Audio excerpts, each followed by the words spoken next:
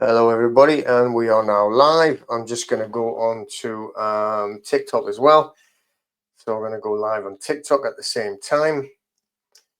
Here we're going 3, 2, 1, and it is live on TikTok as well as on YouTube. It's actually only going to my Facebook actual channel instead of my profile instead of actually going on to the group. So I don't know why they've changed that. I used to always go live into the group, and now it just goes straight to my profile, and I've got like virtually nobody connected to my profile. But on TikTok, let's go on there. We've got everybody go straight to there, so there's quite a few people jumping on the TikTok live. But you're going to be struggling to get anybody to go onto Facebook since it's only connected to my profile with virtually zero friends. Few on the on TikTok, but here we go. So let's have a look. I need to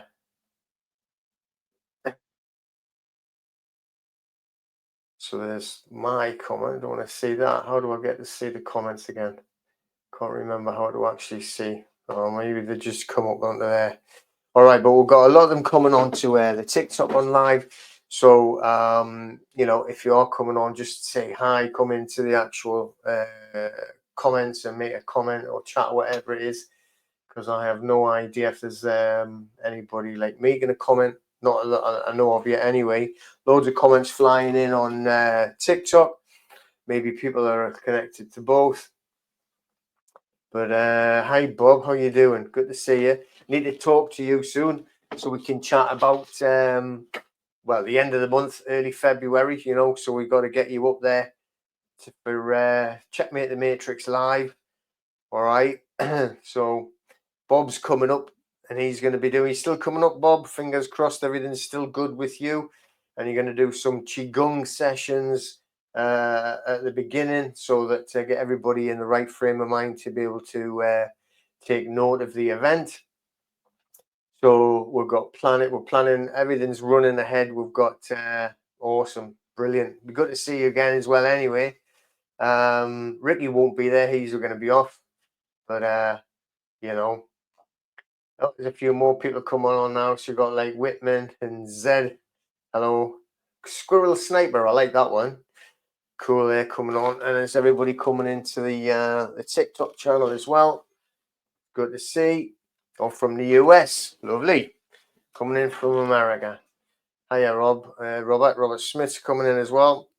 Good. So we've got the Checkmate the Matrix live event, which is coming up on Saturday and Sunday, which is the 1st and the 2nd of February. Bob, who's in the house there, he's going to be coming up. Bob is a fantastic martial artist and also a legend, and even though he says he's not, but he still is in a way, is the editor of the most successful martial arts magazine in the UK. That's all there is to it, Martial Arts Illustrated. Still runs a fantastic event once a year down in Doncaster. So if there's any martial artists that are on at all, either on the recording or on live, then get up to that event. So Bob's going to be there, and he's going to be doing some qigong sessions to get everybody started to go on to the actual event, which is going to be held in the Biscuit Room, which is the biggest function room for the venue of the Biscuit Factory. And the Biscuit Factory, it's a fantastic event. Well, a fantastic building, I should say. I presume it used to be a biscuit factory in the middle of Newcastle at Pontine, not far from the River Tyne and from the Quayside area, which is a fantastic area of Newcastle. The venue itself is only about a 15-minute taxi drive from the central station, which is the train station. It's only about half an hour drive from the international airport. So, it's a very good position to actually be in. And it's literally 5 minutes off the A1 as well. So, a very, very good venue to be in. the room itself is luxurious. It's beautiful. It's actually used for many different functions, including weddings and everything like that. The biscuit factory, it's like being reconditioned. It's got an art gallery in there. It's got its own restaurant in there, as well as like other function rooms. But on our room, we have our own private entrance. We have our own private bar. We have a break-off room for others to go in that need deeper discussions for the talks that we're going to be having that are going on there. And the whole event is about privacy, okay? Learning to live in the private, to have a private business, a private life, to be doing things like, well, even possibility now as things go on for like private banking. Now it's not just all about finance, it's about like how you actually can look after your health as well, which will be a great thing having like Bob there doing the qigong. That's all about health. But Iron Jack, hi, how you doing? So just put that up there. Do a Friday night stream every week? No, I haven't done one for years now. Actually, I used to do it every Friday night, and it was just getting too much at one point. So, and then we had so many other ones that we were doing and doing a lot of. I have a private meeting. I have a private group, and we have a private meeting every Thursday. So with that doing on the Thursday evening, it's like so many different topics as well as Q&A, all sorts of stuff, you know.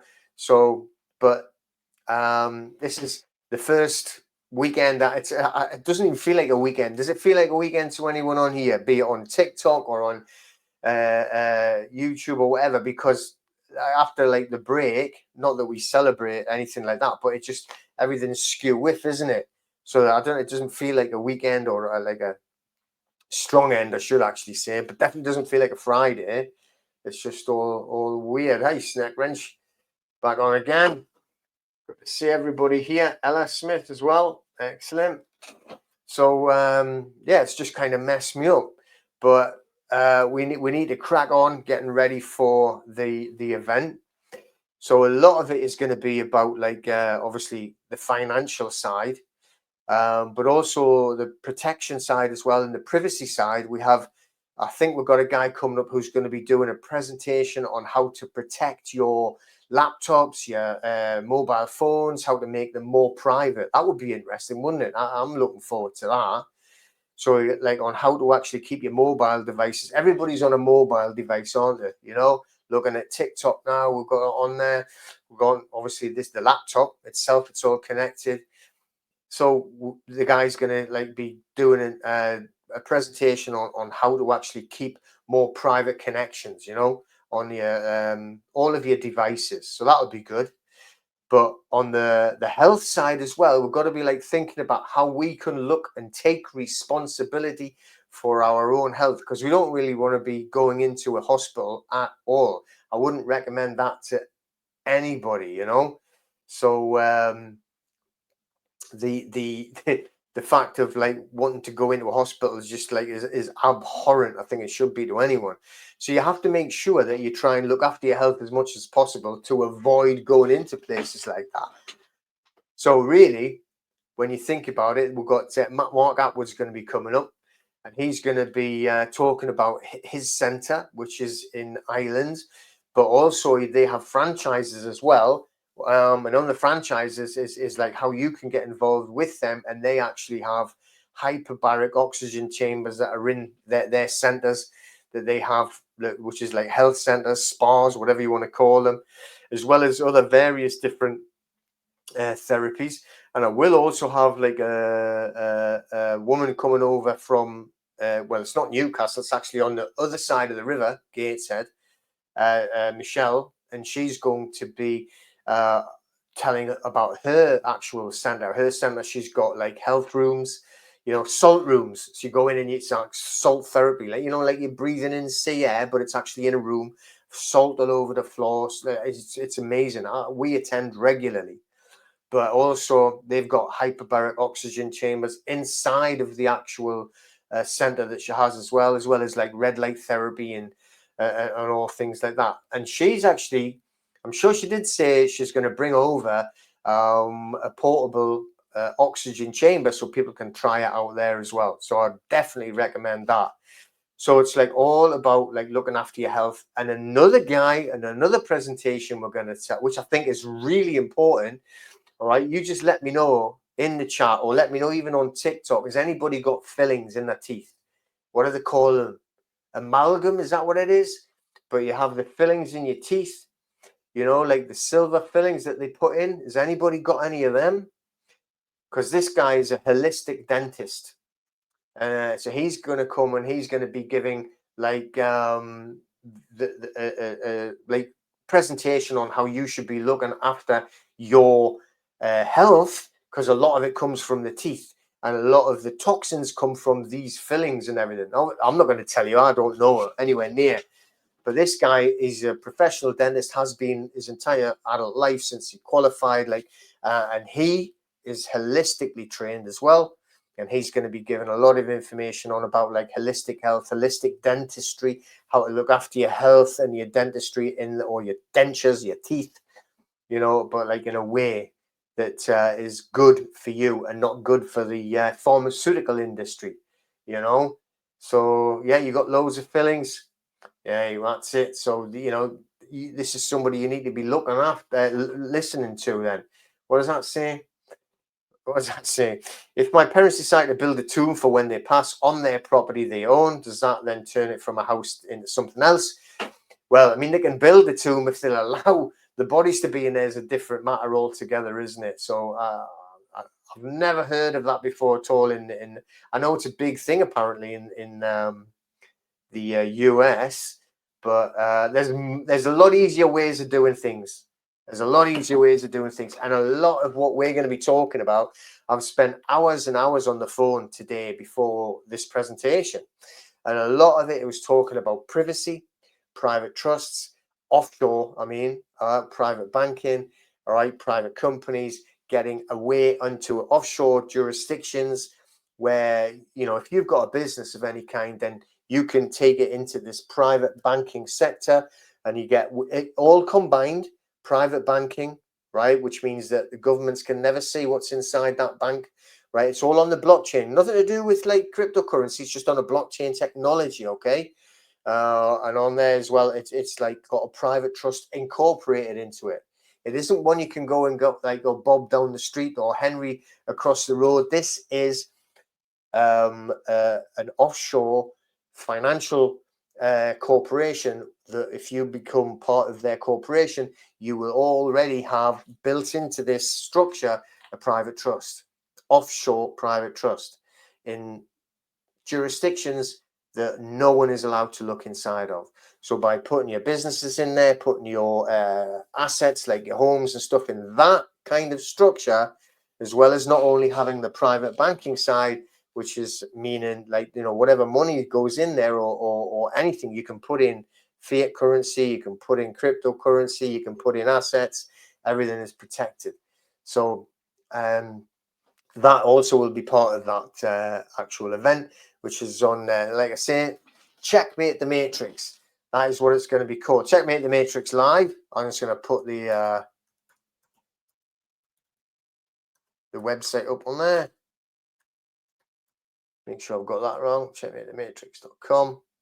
There we go. Put that up onto there and show it for everybody. Checkmatethematrix.com. All right. So if it's on TikTok, you can't actually see it. Maybe if I turn it around, you can actually have a look. There you go. Checkmatethematrix.com. That's the actual name of the website. Okay. You can go onto there and get all the information for the actual event. Also, that's where you'll get like your tickets for access, and then get along to the actual event up in Newcastle upon Tyne. I mean, obviously a fantastic town, party capital of Europe. Not that I'm saying you should all come up and get drunk and have a huge party. I'm not saying that. Although you can do what you like, you know. But yeah, so very interesting stuff going on. So we also have Callie Spell will be coming up. For those that know Callie Spell, she's going to be giving a talk on the law. We're going to have financial people coming also, not just on the private banking talking about that, but on how you can actually go into the cryptocurrency side, where you can get into decentralized finance. So not only can you get into private banking, but you can also do it with decentralized finance. So you're not going to be relying on banking. You're not going to be relying on any CBDCs or anything like that either. So just take that off there for now. The date is, it's what day is it? Saturday and Sunday, the 1st and 2nd of February. It's only a month away, less than now, isn't it? Like 3rd. So so it'll probably be like 4 weeks tomorrow, about like that. That'll be about right. You know. Oh well, yeah. They will be doing a lot of GDPR stuff, so I will actually be telling, explaining to go over what we call the SER, which is the subject access request, or the DSOR, data subject access request. Same thing. So yeah, I will be doing a talk on that, and it will be going over on the whole process, how it works, why it works, how to do it, all on using UK and EU legislation, right? So it's not going to be any free man on the land nonsense. There's no 3-letter process. There's no like taking stuff from the United States from 25 years ago and trying to make it fit the UK. This is using UK and EU legislation, pure legislation on how to smash debt, how to get rid of debt, stop debt collectors in their tracks, get rid of debt, and even claim compensation against them, and the proper methods and the ways to do it. All right. So, you know, it's all of that. I'll do that presentation. I'll be doing that, talking all about like GDPR and the SER and everything like that. Also, and everything will be built into it. See some people making comments talking about the N244. I'm going to show people how to deal with an N244, how to file an N244. What does that mean, just in case you don't know? All right. Well, you know, the what do you call it? The when you get, for instance, you go and file an N1, so you do your SER, which to the debt collectors for breach of data, because they've done it even though you might not know it. Then you do your follow-up SER. Then you're going to do your letter before claim. You're going to file a claim against them. All right, that's what it's all for. People say, I'm going to do this process, that process. The only way to smash them and get them is to put them in court when you are taking them to court. Okay. I was just dealing with a response for somebody today. What they've done is, obviously they've watched the videos. They're all up on there. The videos are on my YouTube channel, all for free, right? The templates are all there, all for free, right? So you can use all of those templates, follow the instructions. So now that these people have actually went in and filed against the actual, I think it was Cabot, right? Lola Cabot, anyway, one of them two. Then what they've done, they've got the reply from Cabot, who are putting their defense in, and it's just ridiculous. One of the first things that they actually say, Cabot themselves, they make threats. I was even on a what do you call it? The call, mediation call today. I was on a court mediation call today, helping someone else there, because you're allowed to do that. It's just a representative. It actually states anybody can do this, so you can do it for anybody, you know. And first thing they do is make threats.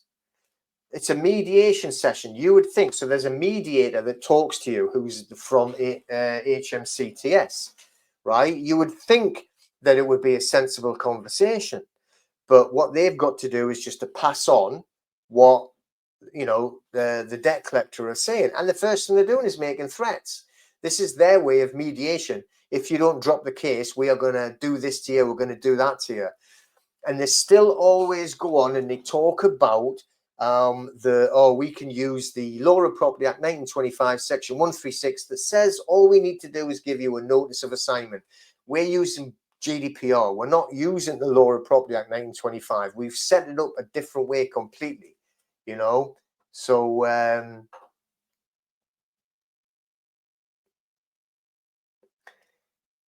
all right, I want to just go over that. The thing is with GDPR, right? GDPR, the more you study it, the more you research it, right? that was created by them, right? To protect them from us.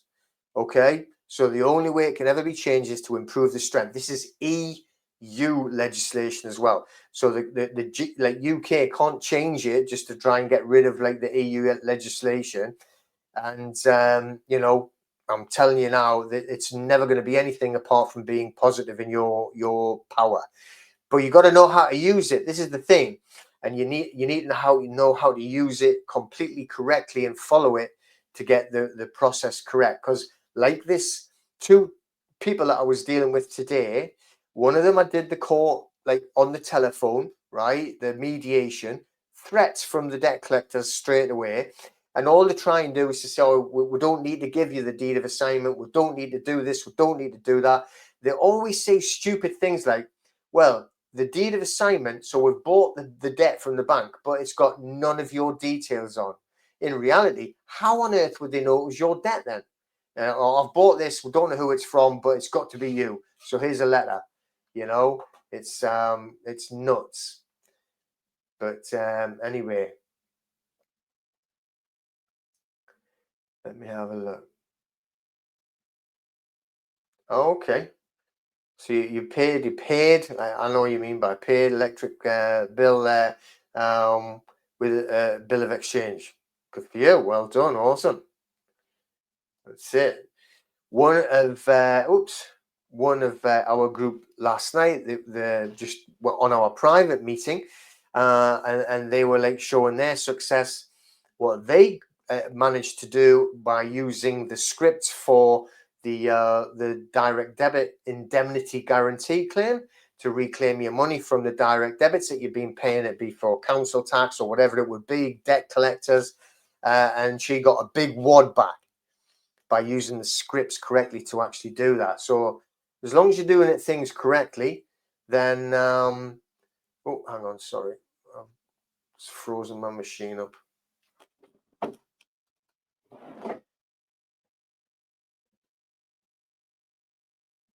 Yeah,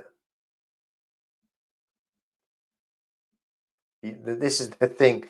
Like when they're saying about changing GDPR and the legislation, they don't think that we can actually go and read it, study it, break it down, and then start to use the actual legislation that they created.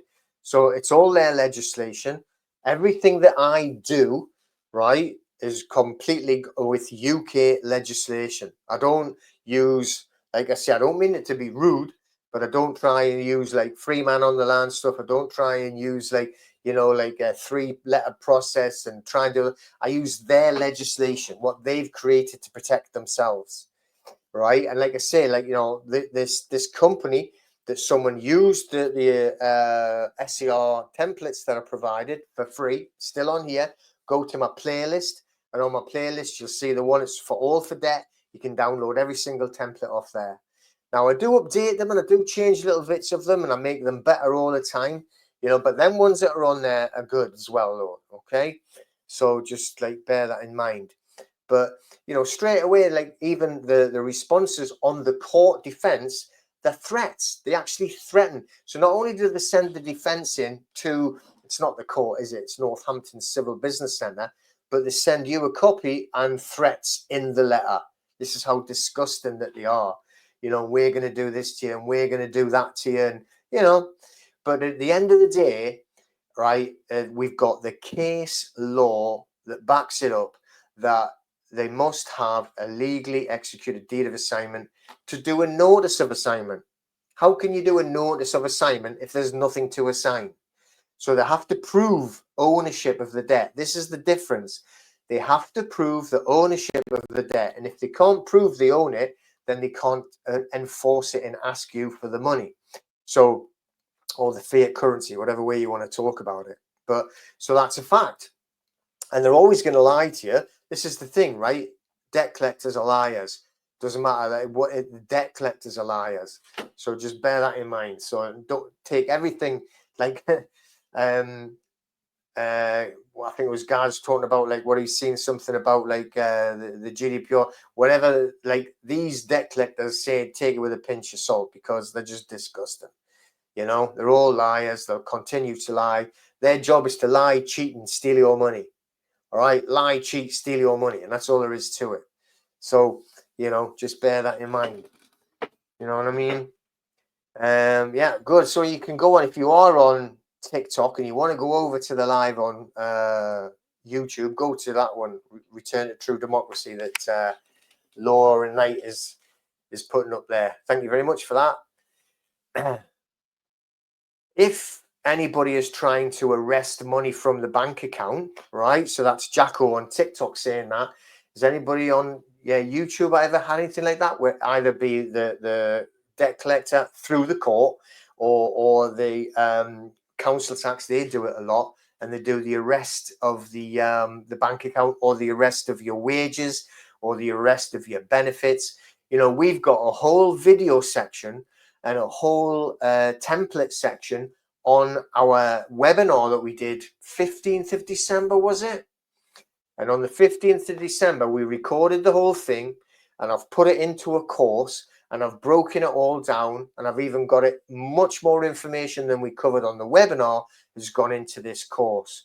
And every single like SER is there for like a arrest of bank account, arrest of wages if it's like council tax, or even if it's a debt collector, and arrest of like your benefits. All of that is covered. How to work with the DWP as well, how to get compensation from them for what they're doing, your employer, how to hold your employer to account if they're doing it through your wages, and also how to sort the bank out as well if the bank are doing it.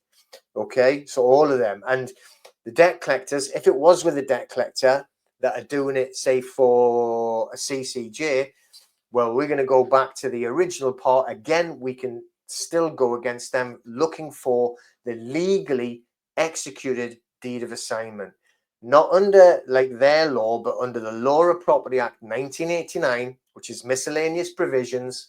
All right, there, when it teaches you and shows you exactly how you create a deed.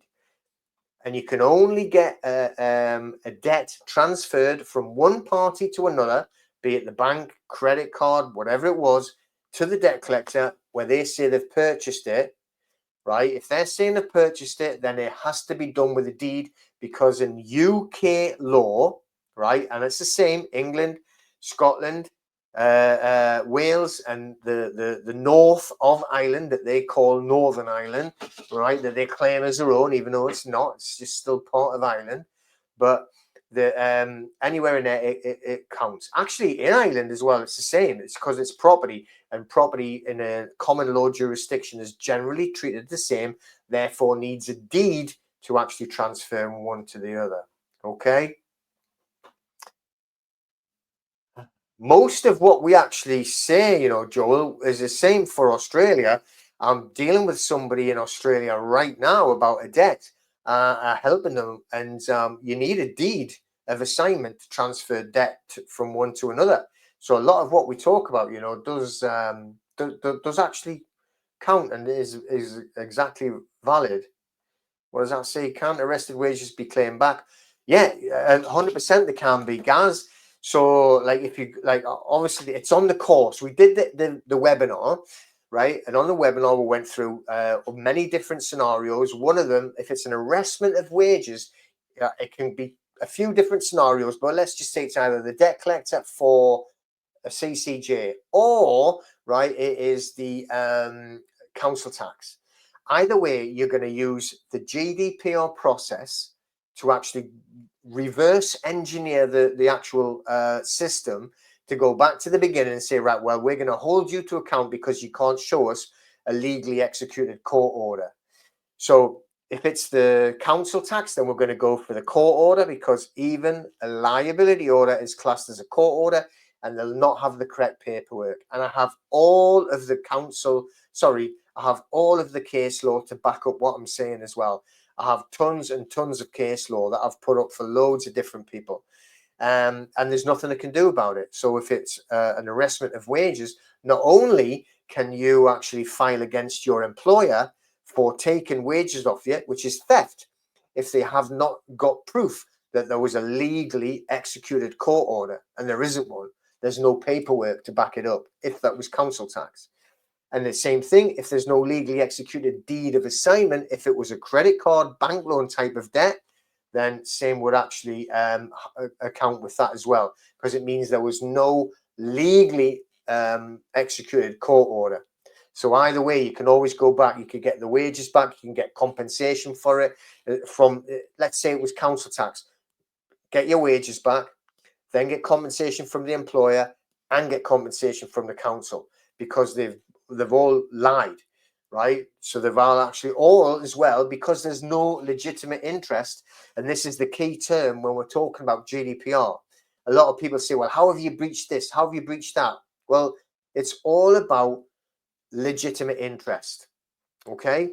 So if the bank sell your data to a debt collector and there is no legally executed deed of assignment, both the bank and the debt collector have committed a breach of data, because there was no legitimate interest for the bank to pass it and for the debt collector to have it and process it. So that is a breach by both of them, and you can actually go for both of them. All right. So, you know, that's what you should be looking at. That's what you should actually be thinking about. Okay.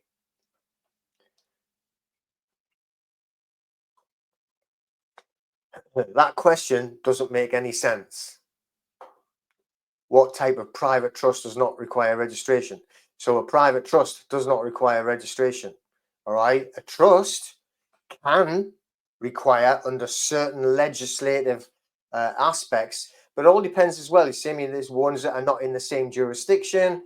You know, the if it's not in your jurisdiction, if it's set up in a jurisdiction, how can you register it in one jurisdiction when it's actually created in another jurisdiction? But private is the operative word, so it makes no sense, your question. It's a private trust or it's not a private trust. And if it's private, then it doesn't need to be registered. Okay.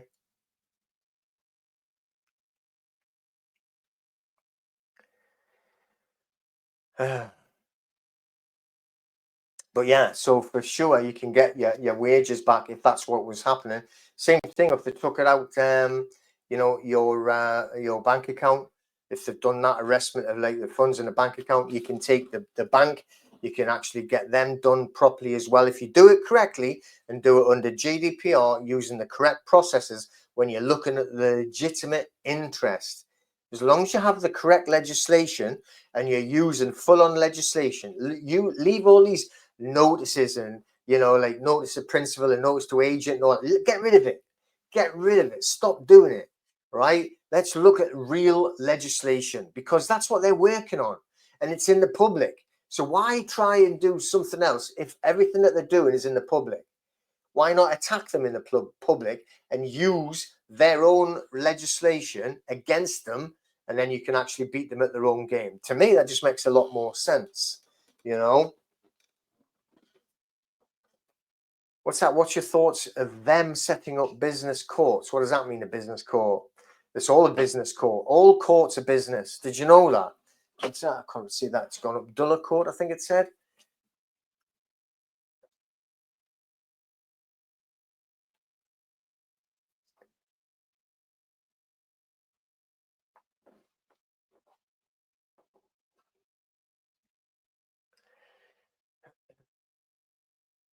Okay. So, sorry, going off. I'm looking at different screens, so I'm trying to catch up questions that are on both the YouTube one and also on TikTok. So someone said, I've got 4,500 council tax and they have passed it to debt collection. What do we do now? Go into the SER process then. That's what you got to do, the SER process, because if they passed it to a debt collector, the only way they can prove that is if they should have done it, is if they have a legally executed court order, right? The liability order that they call it still has to be a court order from the magistrate's court.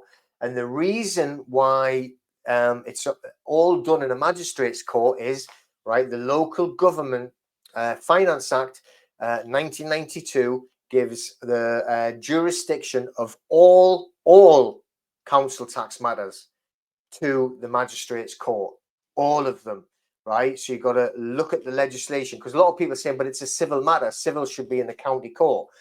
The Local Government Finance Act 1992 actually bypasses the civil procedures rules. I'm pointing up there because I've got my civil procedures rules book.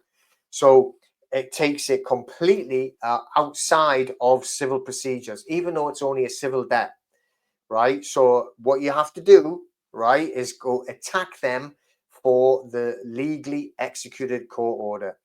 And there's many cases, and it was like, you know, that we can show you. The case laws, I've got them piled up. They're all to do with, and because we're dealing with magistrates' courts, all right, then they have to have the correct paperwork to support them. And, you know, the if they haven't got the correct paperwork done in the correct method and all signed properly, then there is no legally executed court order. Okay, and you have to have all of that paperwork from the magistrate's court. It's the only thing when you go on TikTok, people want to come onto your actual and do competitions with you on your live. Don't want to do that. Can you study that on the website? Yeah, you well, if you go to our if you got the link that's in the bio and you go up to, it's called a link tree, you can go and join our private website and it's on there. Everything's on there, you know.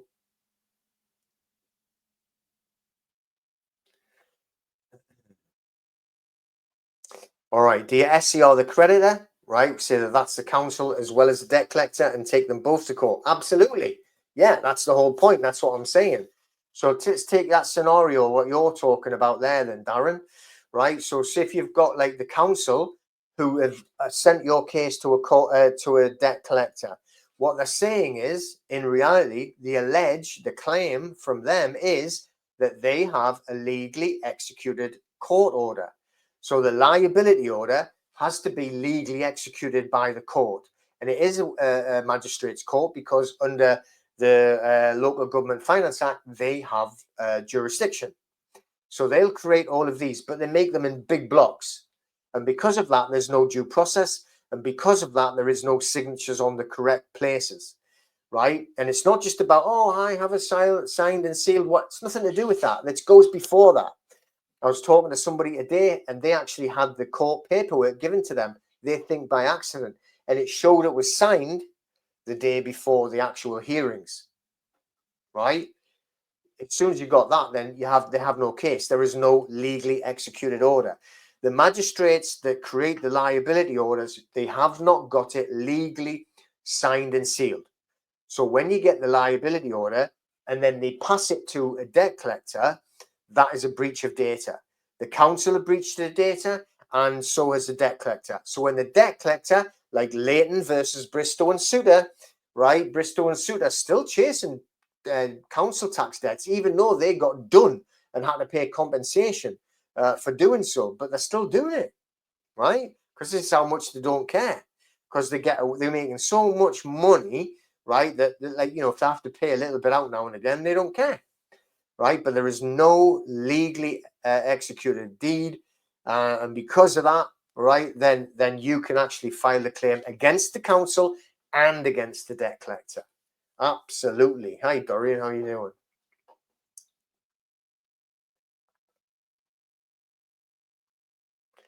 Don't need to do that. This is the whole point, right? Everybody's trying to do all these crazy things. And, oh, I want to do this. It's the Companies Act 2006. It's that. Forget it, right?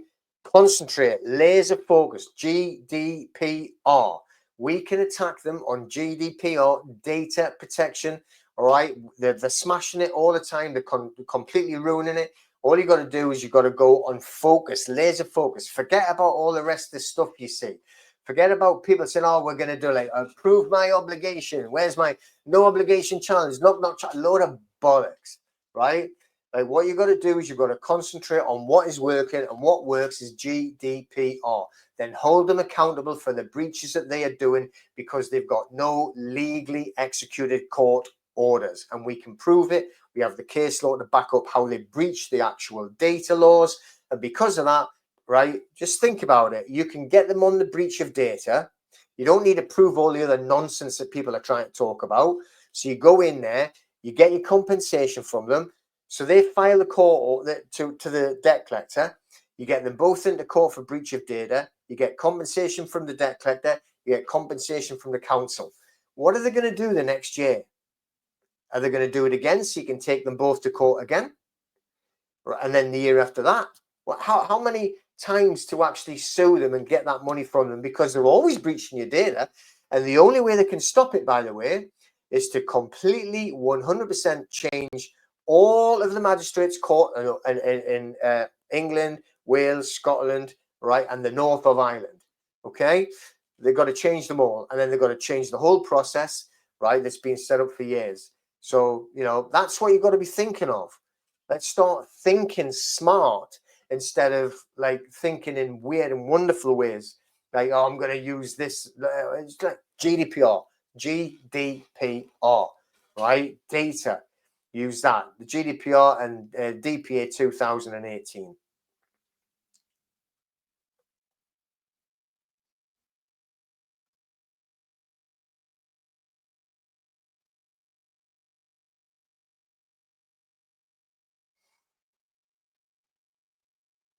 Oh,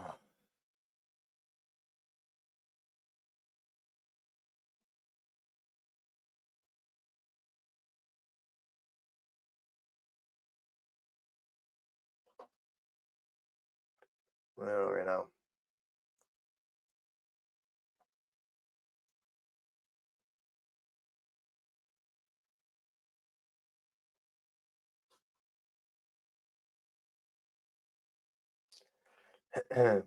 Well, again, what we were talking about just before, all right, we have actually a private banking professional who that we're talking to now, and I'm talking about a private bank. I mean, you should really have like a business, all right, be like running a business before you worry about a private trust. But through this private banking sector, then when you actually create your own private bank account, you get a private trust with that. And it's all offshore, by the way.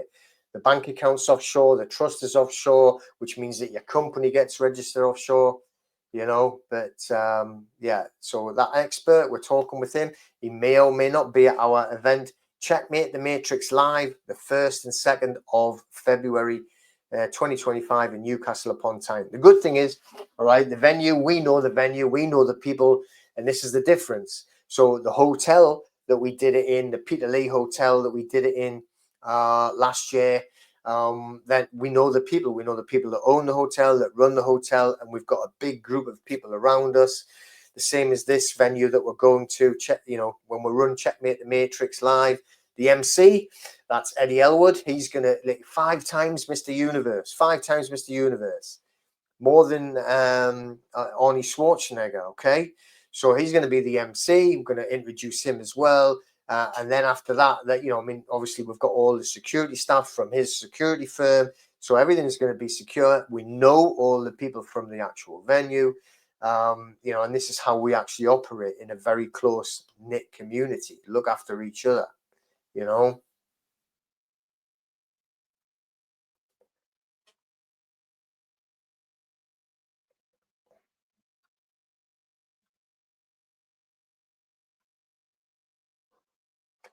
All right. So this is the thing with the ICO. We've actually stopped telling people to write to the ICO.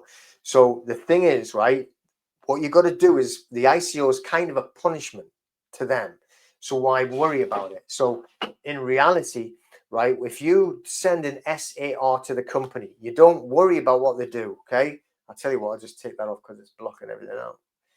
So you send the SER off. I don't care if it's to the council, to a council tax debt collector, or to a bank or credit card debt collector. Whoever you send the SER to, right? Any company, any corporation, you can send an SAR. When you send the SER, they have 1 calendar month to reply with compliance. Not to reply, but to reply with compliance. So let's say you've got a debt collector that's for a credit card debt. If they've said that they've purchased the debt, then they need to have the legally executed deed of assignment. So you're going to ask for that. And you're going to ask for it under the Law of Property Act, Miscellaneous Provisions 1989. right? They'll never provide it because they haven't got one, because it doesn't exist, because they never buy the debt legally. They'll say things like it's commercially sensitive, you're not seeing it, hasn't got any of your data on, you're not seeing it. Anything like that, you know, all kind. Or we're just done it with a private sale. That's what I've seen a few times, a private debt sale. So none of it makes sense. If you've sent them the SCR, they haven't replied within the calendar month, you send the second SCR saying this is a follow-up, right? You've had a month to reply. I'm going to give you a further 7 days, and if you don't, I'm going to start legal action. 7 days after you've sent the follow-up SCR, you want to send the letter before action, telling them, look, I will give you a further 7 days, but if you're not going to reply with compliance, and generally the law will ignore you, right? We want them to ignore us, right? We don't want answers from them that are a waste of paper and a waste of space. So after the letter before action, if it was to a debt collector for credit card, I would send them one more. I call it the intent to prosecute, saying last chance, and we are going to put legal proceedings in 7 days after this notice if you don't answer. Then you file the N1 to court. You don't wait for the ICO to do anything. The ICO are not legally trained. It's a whole bunch of Agnes in the office, right? They're sitting there playing with the pens, probably like, you know, I'm not, but they've got no training, all right? No legal training whatsoever. They don't know anything, and they'll always agree with the debt collector.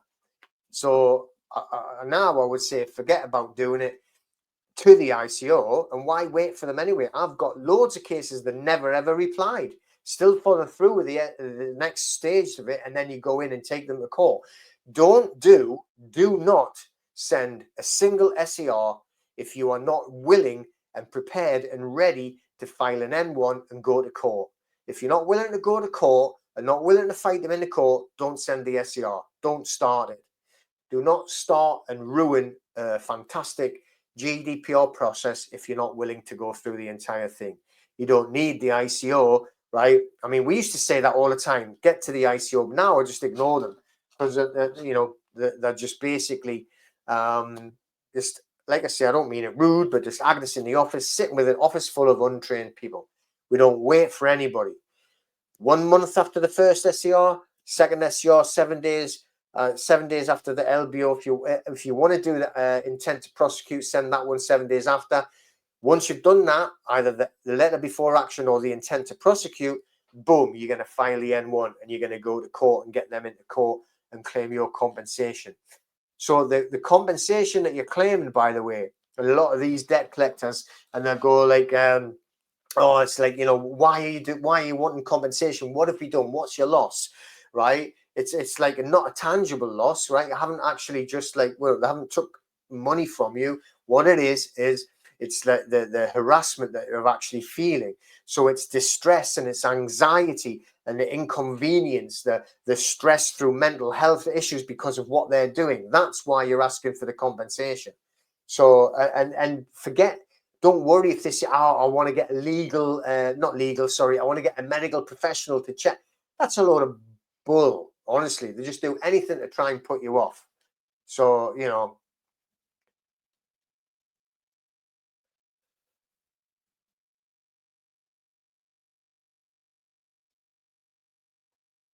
Where we're going.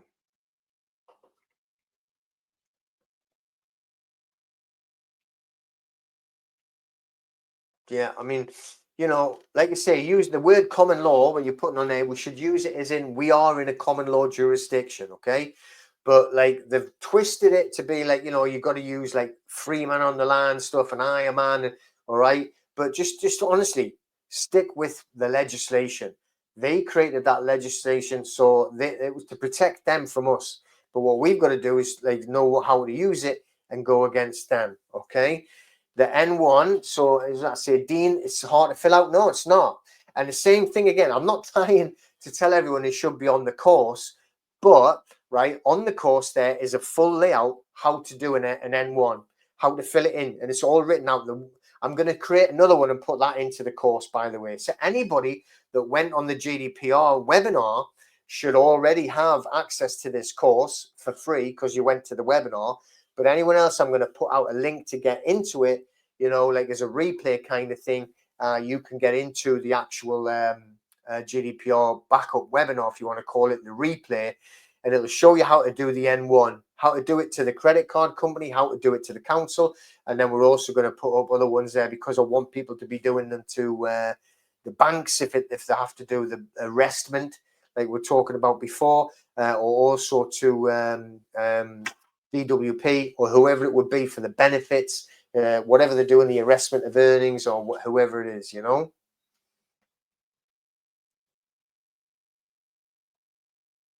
When you're dealing with the council and then the debt collectors on the council, how much would you ask for compensation? Well, we've actually looked on the websites of the basically like solicitors' websites, and they have a table, and on the table they're showing you how much you should actually ask. The minimum, the bottom line is £5,000, and then it goes up. But so we just set it at the minimum level of £5,000, and it seems to be the sweet spot that judges will go, you know, it's fair enough, because they'll be used to being that at a bottom level. So if you're going to go in and ask for like 10 and 15, it's possibly going to get knocked back. But if you're going to be reasonable, or £5,000, you know, distress, humiliation. Do you know, if it was for council tax and they had done any arrestment of earnings, what they've done is they've embarrassed and humiliated you with your employer, with your fellow workers and stuff like that. So, you know, but so it's easy to try and show them why it should be like that £5,000 level, you know. But that's what I would say, minimum £5,000. But that does seem to be a good starting point from all the legal websites that we've actually looked at.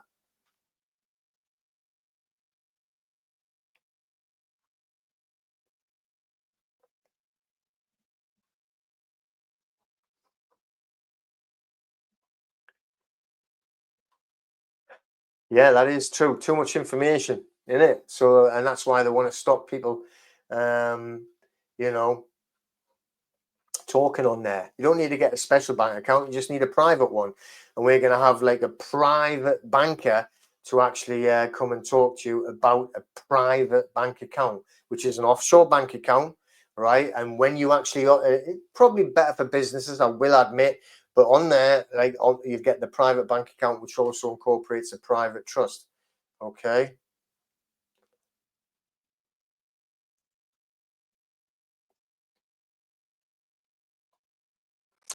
So I'm currently preparing for a tribunal with the ICO to demand compensation for failing to perform legal duty. Do you mean the ICO?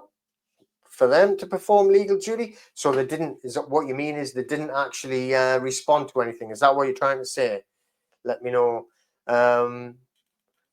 Yeah, the thing is, you can start, right, the other company, just go back to the beginning, right? Send the SER again, the first one, and a month later send this, the backup one. So just start from the beginning again.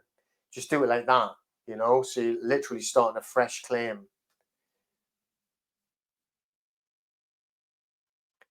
Yeah, you know, like go on here on the playlist, right? If you're on TikTok, go to the YouTube channel, Return to True Democracy. Go onto the playlist, which is for debt. And on the playlist, the video, even on the it's in a block, isn't it? The playlist. On there, you've got all the SERs, everything, how to do it, and all the instructions on how to do it are all in them videos as well.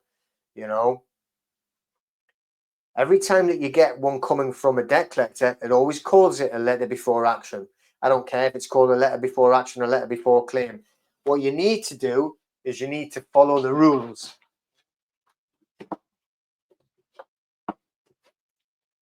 And the rules come from here, right? Here's the book. That's how big it is. All right. Civil court practices. These are the rules. You follow that rule book. It tells you how to do pre-action protocols. The first thing that the debt collectors always say in their defenses, and they are lying, you've breached pre-action protocols. You haven't done any. Even though, right, and the one that I'm dealing with was just today, okay, the first SER, the second SER, the letter before action, even the intent to prosecute, 4 notices before filing the M1. So 5 actual steps, right? The debt collector tries to say in their defense they didn't do any.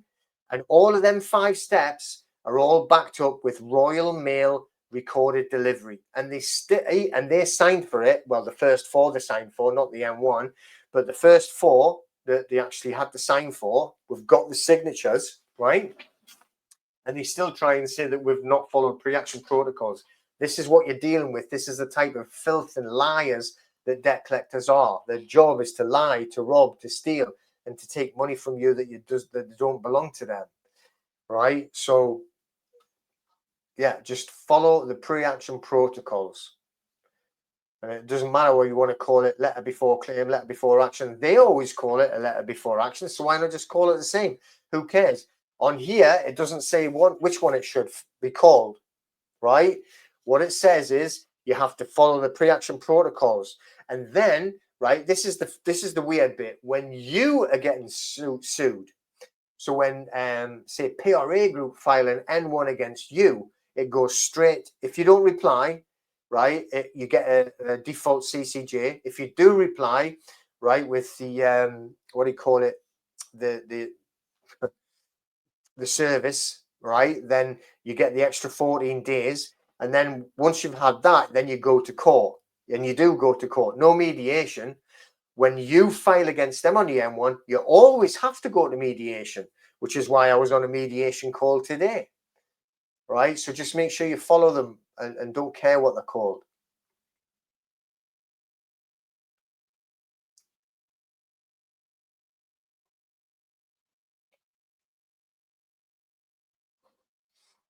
Okay, that's interesting.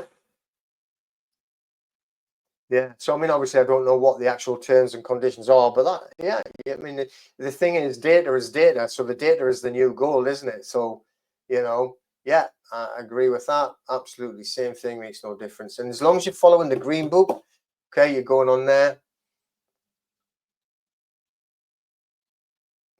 Well, see, this is like the typical of the council. We've seen notices sent out from high above, right, to all the councils in the country, and all of them say the same thing. If anyone is challenging council tax, class them as a free man on the land nonsense and don't play with them, don't talk to them, don't help them, don't respond to them. So, you've actually sent off an SER, I presume, to the council, and the council asked for ID, which is stupid, I know, right? But if you're playing by the rules of GDPR, then you have to follow rules of GDPR because you're asking the council to follow the rules. So part of the rules is they're allowed to ask for ID, reasonable ID, which is just give them a copy of the council tax bill, which has got your name and your address on, right? There's your bill. So there it is. This is what you sent me. So there's proof of it's me, right? That's how stupid it is. But, they're allowed to do it. But when they're threatening you with bailiffs, you should be rubbing your hands together saying, get in, because there's another claim as well. So I'm going to claim against the council and claim against the actual debt collector, because all of it is GDPR breaching, data breaching. It's brilliant, So I'm not saying that you're guaranteed 100% to go to court. Let's talk about the last couple of cases that were worked on, right? Well, I mean, I wasn't working on it, but I did a video last year. I think maybe, I can't remember, in the summer, like with Richie. And, we did all the defenses. He put them in and was talking about like CPR 18 as well as CPR 31.6, which is like CPR 18 is asking for more information, i.e. the legally executed deed of assignment. But it's in general terms. That's why it's CPR 18. On CPR 31.6, this is all CPR, by the way, just so I'm not confusing you. All right. Then that's very specific, and you're specifically asking for disclosure. But if it's a small claims court, you can't do it under CPR 31.6, but you can mention it. So you can say, I'm asking it for CPR 18 for more information, i.e. supply me the legally executed deed of assignment.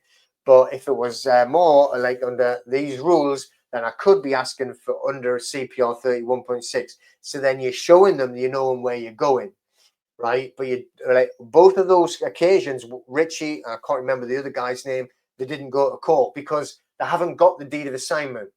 So they're not going to turn up there without it. And then the court said to them, like, bring in the evidence or send me the evidence before the case. They didn't send the evidence. They got a phone call saying you've won your case. So they didn't even have to go to court. So I'm not guaranteeing you have to go to court, but you've got to be prepared and ready to go to court to fight your case.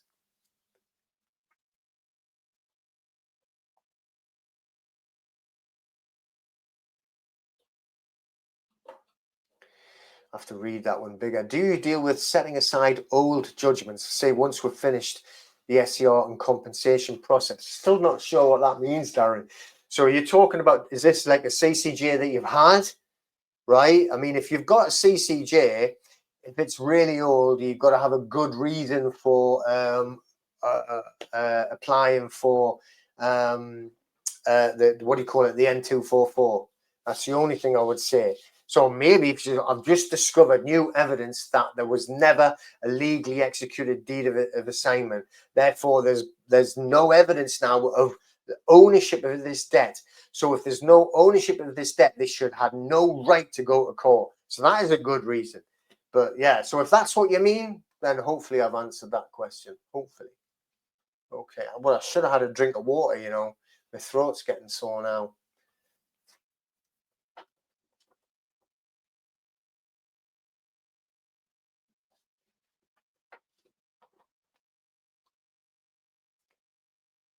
Well, it would be great to have you joining the private membership. So we'd welcome to have new members in. We'll have private meetings every Thursday at 7:30, and they're all recorded if you can't get there. So you know you can go in later on and have a look at what we actually had the meeting about. It's always, you know, loads of different topics, but also on there, you know, we've got question and answer, like very similar to this, like, you know, but there's obviously it's all private, you know. So yeah, but you know, oh, you're more than welcome as well. I'm glad that you've actually got like a lot out of it as well, you know.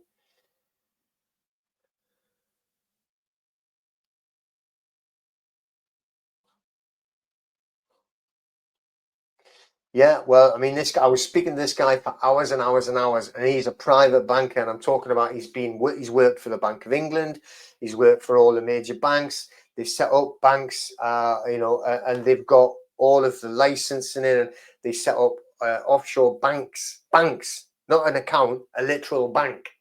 So you can get an account with this bank, and part of it would be a private trust. Like I say, it's better for businesses rather than, it doesn't have to be, you know, like Harrods, but it's better for, like, you know, if you've got your own business as well. But it's, we've got some information coming, and we'll supply whatever we can. Yeah.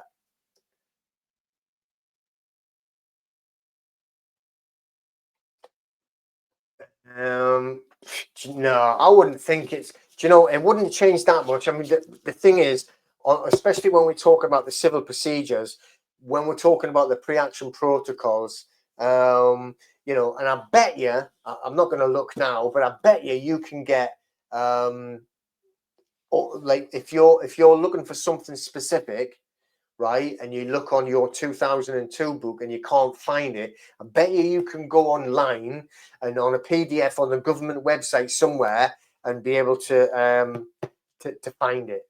Yeah, just on that specific thing that you're looking for. But I mean, they're expensive too. You know what I mean? It's like this. You get if new one says 22. So if you wanted one for 25, I bet it would have. I'm not sure, but somebody can tell me. I bet it's a few £100. You know, a few £100.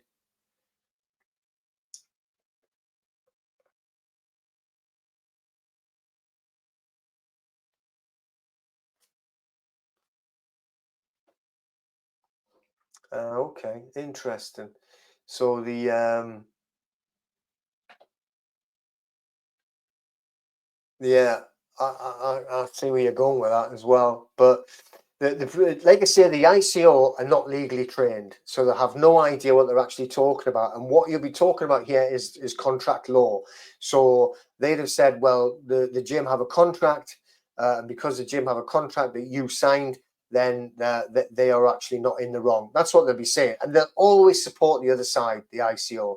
So I would forget like the ICO really, you know, in that sense.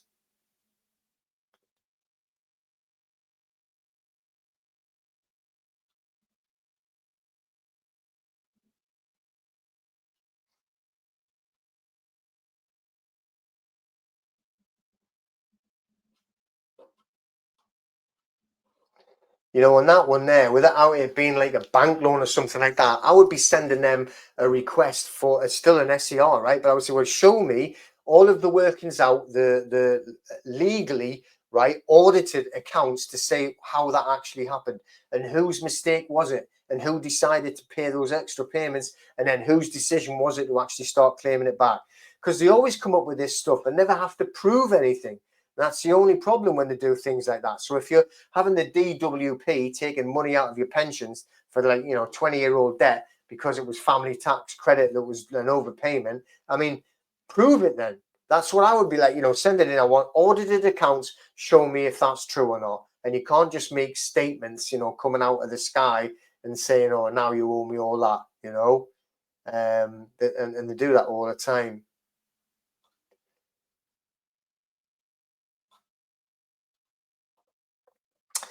Thank you for kindly educating concerning GDPRs and the SCRs has been useful in other legal matters. Moving to Texas, you're bragging now.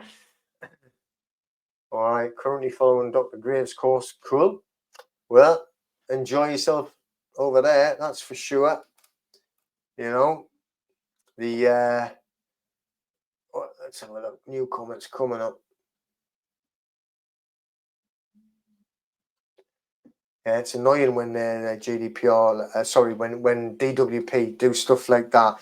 I mean, the thing is with council tax. Remember, council tax, like they actually work with DWP as well, if people on benefits, and they try and take it off of there. So, see, Mark on TikTok is saying, what's a notice of assignment? A notice of assignment comes from the Law of Property Act 1925, Section 136, and that's what the debt collectors try and rely on. So what happens is when they buy your debt, when the debt collector buys your debt from, say, Barclaycard, so what they do is they will send you a notice of assignment telling you, you know, now owe me the money, not Barclays Bank. That's a notice of assignment. There's no proof of it.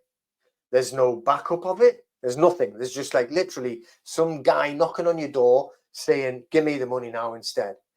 Now, to do a notice of assignment, right, they have to have a deed to have been assigned, right? So that's what the notice of assignment is. But without the deed of assignment comes from the Law of Property Act 1989, miscellaneous provisions. What it says is the original creditor, the director of the bank, needs to sign it and have it independently witnessed and then send it to the debt collector, right? So think of this. I did a video, I think back August, September time. It was sunny, so I was out on the beach. So it was like in the summer. And it was, I think it was about Cabot, and they had done 68,000 CCJs in 1 month. One debt collector. And I was talking to a friend of mine. I'm just going to plug this phone in here, who also does similar things to myself. And, you know, he was saying that the debt collectors in general had issued 1 million CCJs in 1 month. Okay, 1 million. So just think about it. If they were doing that, the bank directors, which have probably never been in a bank in their life, by the way, right, would be sitting there signing these 1 million default CCJs. It would take them literally, they'd have to clone themselves and be doing it 24/7, right, 365 days of the year. It doesn't happen. There is no signatures. There is no legally executed deeds of assignment. Never happens. Okay. So there you go. All right. But that's what the notice of assignment is. It's telling you that now that they owe the debt. All right. But in reality, there has to be a deed for them to assign something, and they never have a deed to be assigned. So. All right. So you see that micronation? There's a few people doing that as well. And someone's saying there, remember Waco. Yeah. What? All right. I get that part as well. But that is part of the private banking. So if you can create your own private bank with the under the private trusts as well, right? Because it's all part of the same thing. There's a lot of these corporations are doing it now, creating their own private banks. But they're licensed, by the way, it's completely legal, 100% legal. They're not trying to do anything dodgy. It's not weird. They've literally created a private bank legally, just the same as any other bank. So,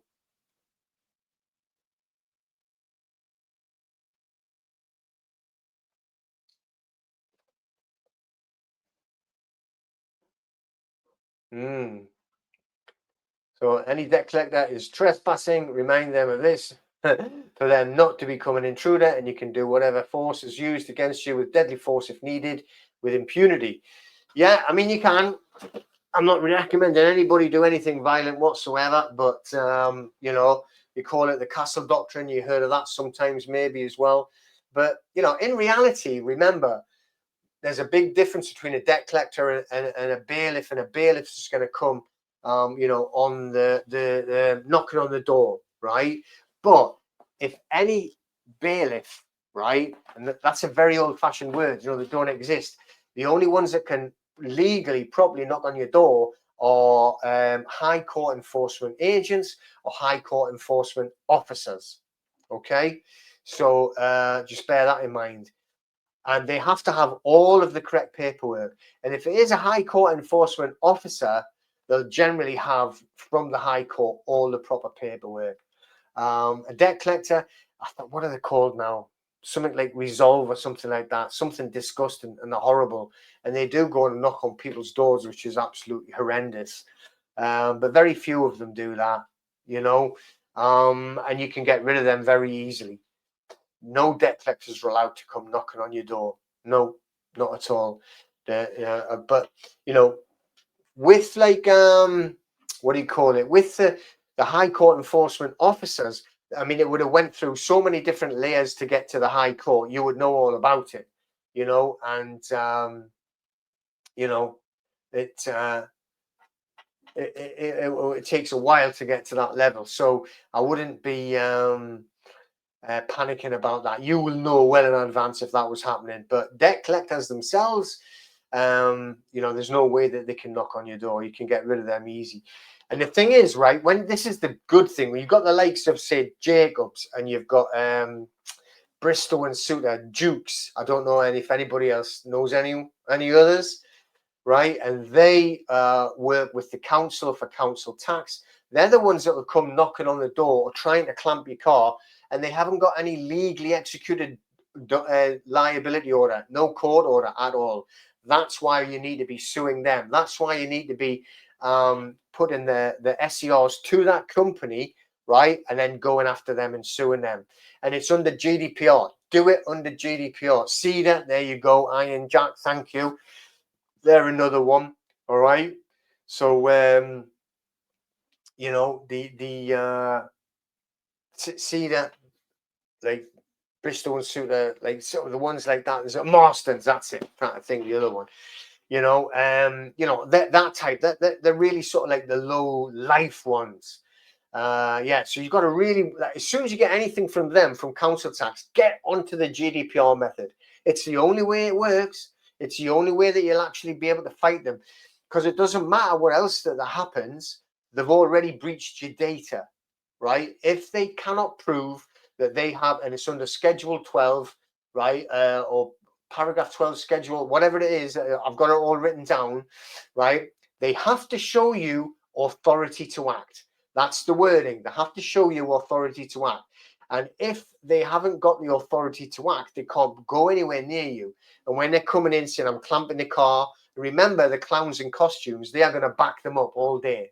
They will help them all the time, right? They will not stand up for law. They won't protect man and property. They will go for corporation every time. So just bear that in mind. So get onto the GDPR process, because it works point blank. They've breached your data. They cannot supply the paperwork. It's all paperwork, right? That's your court. Your court is the paperwork. So deal with the paperwork on GDPR. They can't supply it. That's a breach of data. You can smash them. So if you stick to that, I'm telling you, just follow the process. It's not something I've invented. I haven't invented anything. I have just read the books. That's why I read like this, the court books there, all right? Civil procedure rules. I just read it. I got all of the GDPR legislation and go over it time and time again, break it down, right? Nobody owns court procedure rules. Nobody owns GDPR. Nobody can say it's my SAR that I'm sending to the debt collector. Everybody can do it, right? You just have to read, right, the actual legislation and then stick to it. End of story. That's it, you know. Oh dear.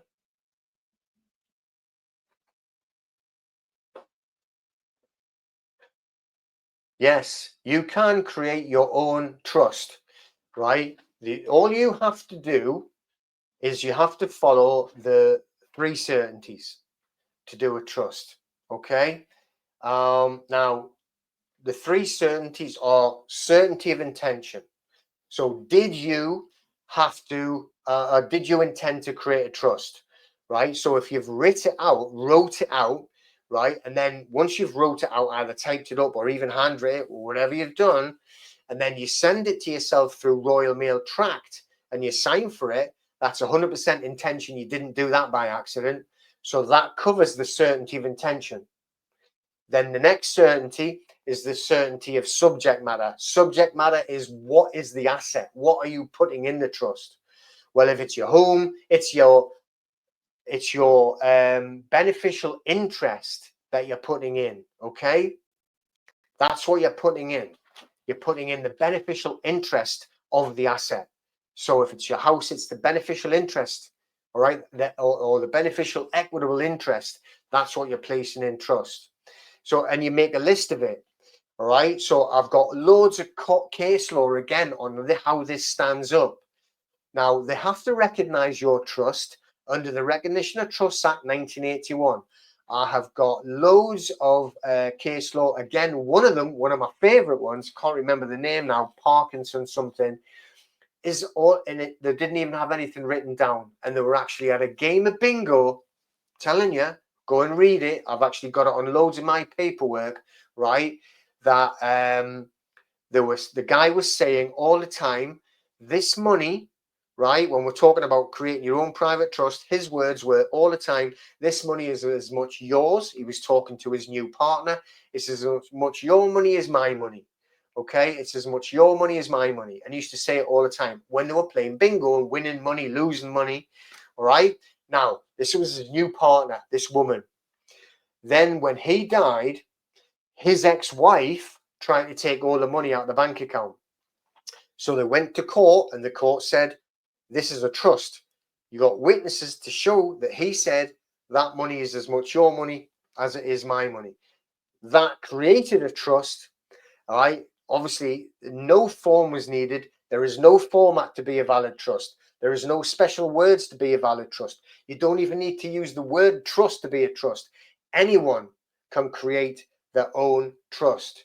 You do not need to be a lawyer. Don't listen to these people that tell you lies. You don't need to be legally qualified. You can be charged with murder and go to the court and just do the representation or be a self-litigant, right? Even if it's murder you're getting charged with. You don't need a lawyer, barrister, solicitor. You can do it yourself. I'm not saying that's what you should do, but you can. But on the trust side, anyone can write it out. And the last certainty is the certainty of objects. Who is the beneficiary? If you cover them 3 certainties, and we've got case law to actually show it, then, you know, that there would make sure that it is a valid trust. Okay?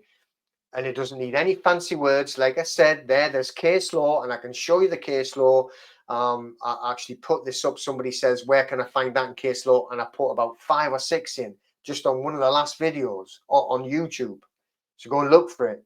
Loads of case law, and it shows you anyone can create a trust. And, you know, it doesn't have to be in any format, right? It doesn't have to be in any special format. Okay.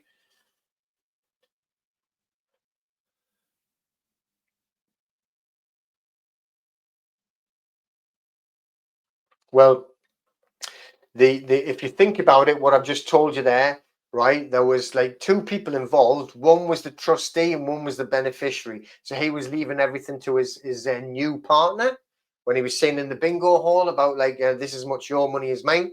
So that's basically what it is. I mean, you know, if it has to be two of you, because there needs to be you being the trustee and whoever it is you're going to leave it to. You're not going to leave it to yourself, are you? Because you know you're the one leaving it to somebody. If you get my meaning, you know.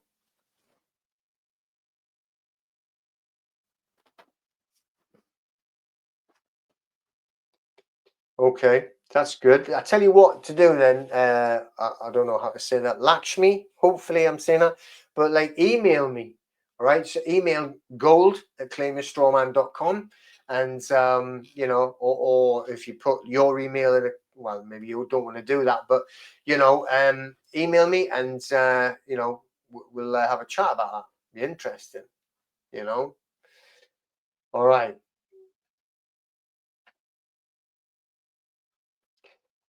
That's not 100% true. You can actually, but remember the whole point of a trust is you're leaving something to somebody, right? So I mean, if you haven't got anyone to leave to, why would you want to trust? It doesn't make sense to have one. But you know, there's a lot more to it than that. You know.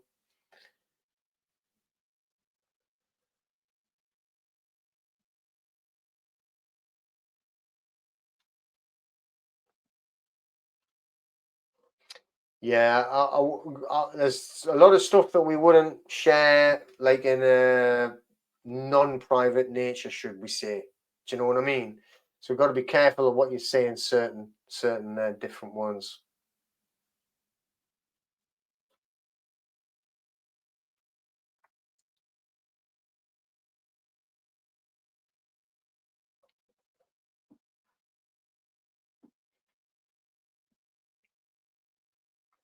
Okay, well, if you mean by that like a promissory note, you know, once you've, I shouldn't go into it too much, but you know, when you create your own, no, if you get into a private bank, right, you can actually the potential is enormous. Not only does it already have a private trust, but your securities, what you're talking about there, because you created, all right, you can actually develop and create your own promissory notes to create that cash or to create that value, if you want to call it that.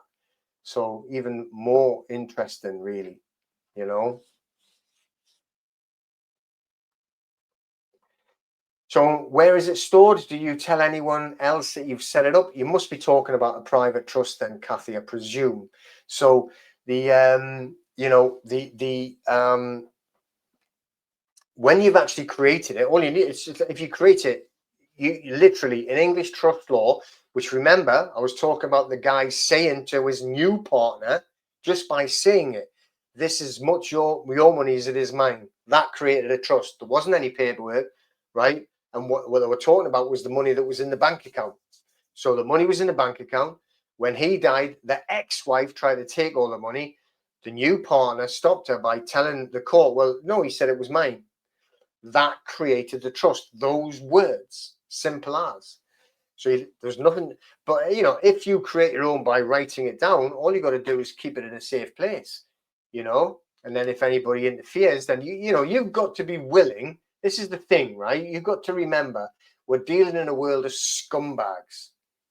So if it's a debt collector or a council or anything like that, then they're always going to argue and try and steal things from you. So you may have to show them something and be ready to go to court.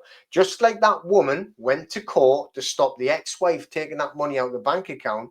She went to court, which is a chancery, like, you know, equitable court, to state her case that she didn't go in with the words, there was a trust created. She was said, no, no, he said that money was mine. But the look of the judges is that's a trust. So that's where it comes down to it, you know? So that's itchy as hell for whatever reason. Tell you what, I am going to have to shoot off now. God, I can't believe that. It's 9:15. All right. I only meant to come on for half an hour. Been on for an hour and a half. Yeah, 1 hour, 24 minutes. Dear me, I was only meant to be on for half an hour. Anyway, I'm going to have to shoot off. So hopefully both on TikTok and well, I think it's mainly on just YouTube, because it's on Facebook for some reason they've stopped me going on to the group now, so it's just my own. So yeah, that's just I was enjoying that, chatting away like that. But you know, I'm going to try and do more lives. You know, I'm not going to say it's going to be every whatever, but I am going to try and do more lives as well, just to obviously I want to promote that event as well, because it's going to be some fantastic speakers talking about privacy, talking about financial, talking about health, you know, talking about private trusts, talking about private banking, you know, all of that. So you know, that's what we want to promote. All right, cool. Hiya, Dime Bar. I'm going now. Are you just coming in? I've been on an hour and a half. Can't believe it. I just popped on for like, you know, I was going to say about 20 minutes. I've been on for ages, you know.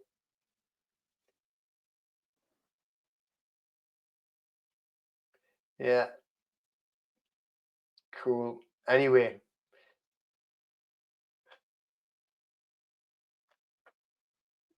yeah, Toby, you can email me, no problem. Just do gold, GOLD, like the precious metal, at claimyourstrawman.com. But yeah, I'm going to have to shoot. I'm actually knackered. I want to be in bed by 10 o'clock as well. I've got a lot of work to do tomorrow. But yeah, I just thought I had spare 20 minutes. I was going to come on and just like do 20 minutes and then go and jump in the shower. So I'm going to have to quickly jump in now. It's been on an hour and a half. Can't believe it. But anyway, thank you, everybody. I did enjoy it. And thank you for you on TikTok. And thank you for everyone being on here. Dime Bar, I'll see you later. But no worries. All right. But anyway, everyone, thank you very much. Take care now. Have a good, strong end for Saturday and Sunday. Take care. And I'll see you again soon, no doubt. Take care now. See you in a bit. Bye.